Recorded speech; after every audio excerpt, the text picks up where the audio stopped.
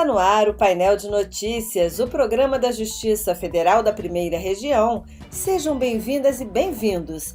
Nesta edição, os desafios e os direitos de quem compra um imóvel ainda em construção.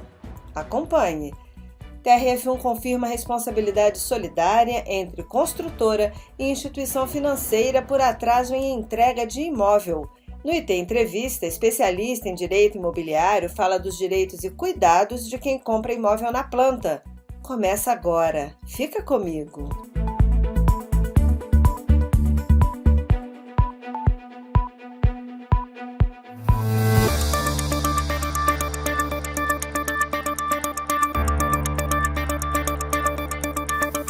Comprar imóveis na planta significa adquirir uma unidade ainda em construção com base em um projeto.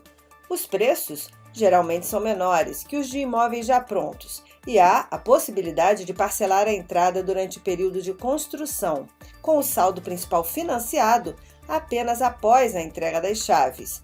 Mas nessa modalidade de aquisição, é ainda mais importante verificar a reputação da incorporadora, para avaliar os riscos, principalmente de ocorrer atraso na conclusão da obra. E quando isso acontece, quais os direitos de quem fica na espera? Confira na reportagem de William Nascimento.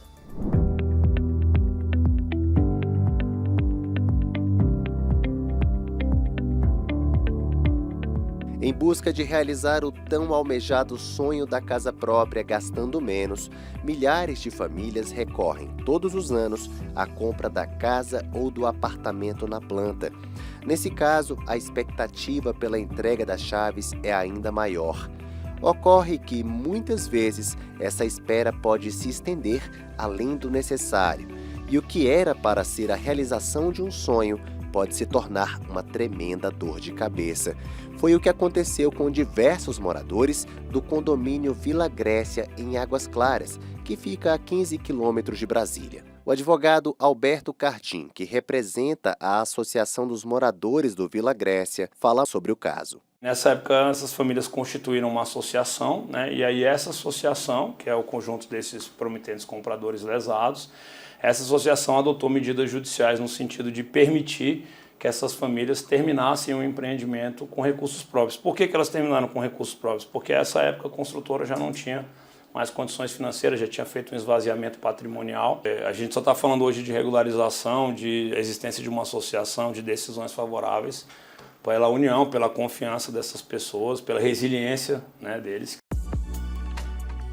As regras que envolvem o contrato de compra de imóveis no Brasil prevêem tolerância de até 180 dias de atraso na entrega do imóvel comprado na planta.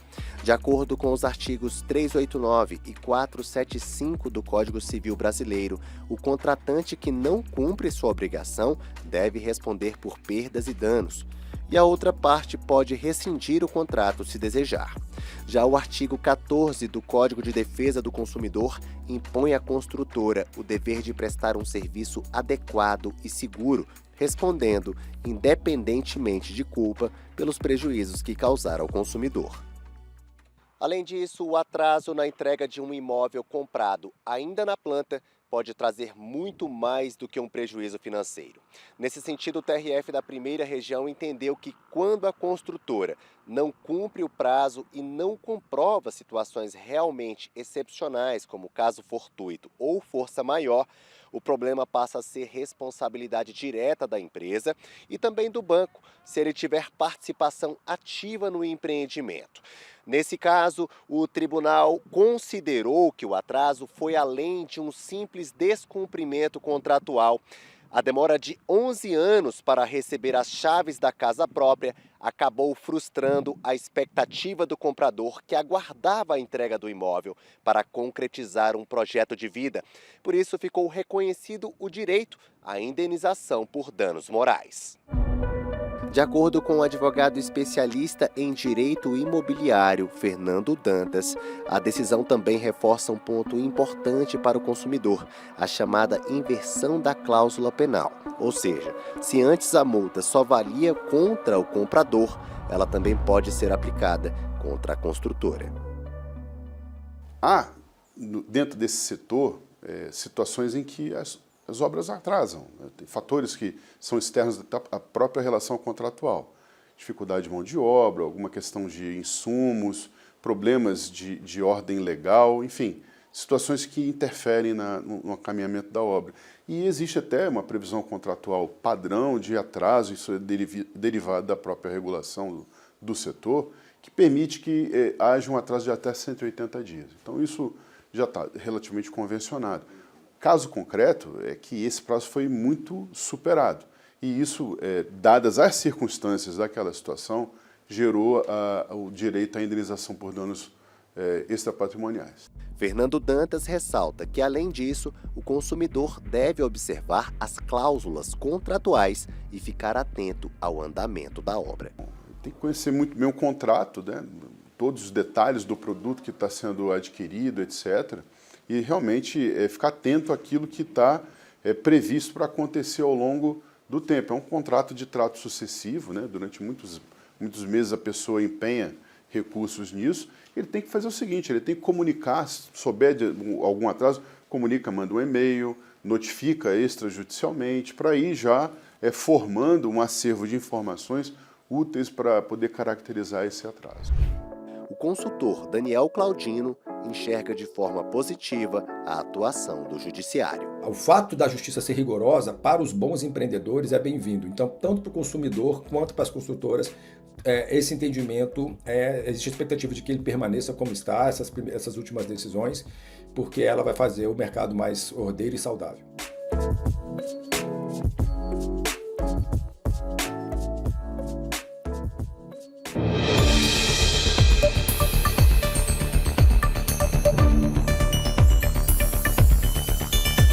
Agora, no IT Entrevista, o advogado, especialista em direito imobiliário, Fernando Dantas, fala sobre os direitos e os cuidados de quem opta por comprar um imóvel ainda na planta. Confira. Doutor Fernando, para a gente começar, em que situações o banco deixa de ser apenas o financiador e passa a responder junto com a construtora?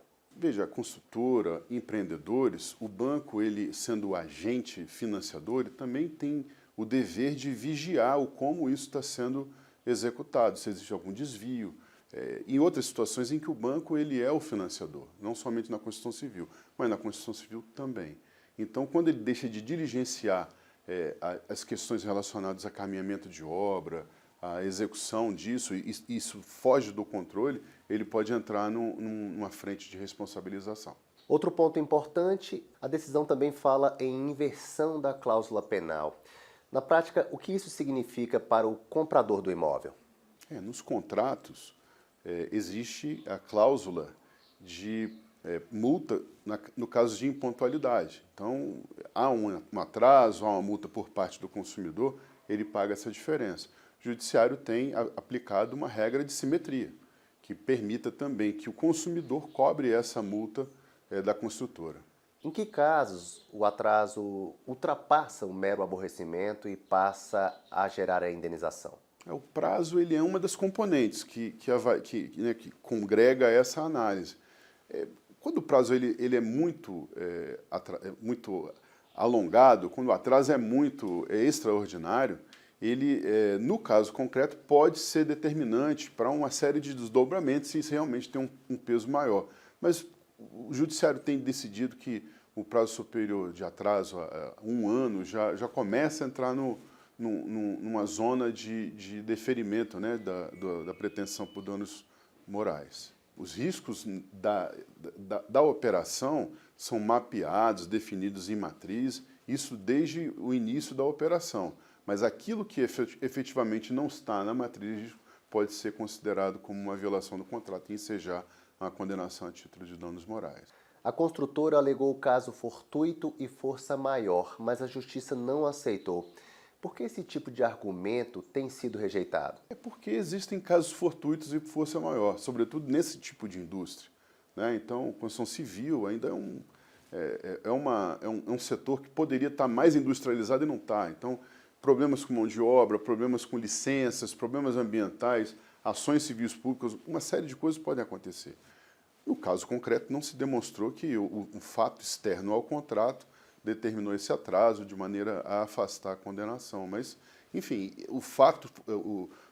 o caso fortuito e força maior são realmente componentes bastante relevantes nos atrasos de obra numa média.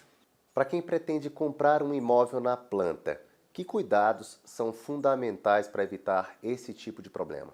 Ele tem que se informar sobre a reputação da empresa que vai executar a incorporação, né, todo esse trabalho, verificar se existe regularidade nos imóveis onde vai ser feita a incorporação, entender se o produto imobiliário ele interessa a ele, evidentemente aí já é uma questão de gosto e preferência, mas juridicamente saber se a operação ela é desenvolvida por alguém que tem boa reputação e vai conseguir entregar um produto ao final. E por fim, essa decisão ela pode abrir precedentes para outros compradores que enfrentam atrasos semelhantes? É uma decisão importante, gera um precedente, né? E assim, o judiciário tem estado atento a essa situação porque ela é muito frequente. Então, assim, ao longo do tempo, esse conjunto de precedentes vai indicando, inclusive, mudanças na própria legislação derivaram de decisões judiciais. Então, reformas, né, e contra-reformas da regulação da Constituição Civil aconteceram nessa interação com o Poder Judiciário. Eu conversei com o advogado especialista em direito imobiliário, Fernando Dantas, a quem eu agradeço a oportunidade pela entrevista. Muito obrigado, é um prazer.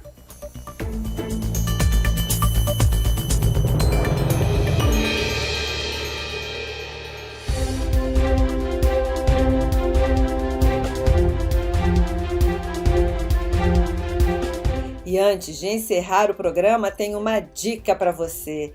Entrou no ar ontem a nova edição do podcast Vozes da Justiça. Dessa vez, em homenagem ao mês das mães, a entrevistada é Pureza Lopes Loyola. Conhecida por seu ativismo na área de direitos humanos e reconhecida por sua luta contra o trabalho em condições análogas à escravidão e o tráfico de pessoas. Uma atuação que começou em 1993, quando essa mãe de 5 filhos saiu em busca do filho Abel, que havia sido aliciado para trabalhar em garimpos na Amazônia. Ela, sozinha, além de resgatar o filho, acabou descobrindo e denunciando um esquema de trabalho forçado no Pará.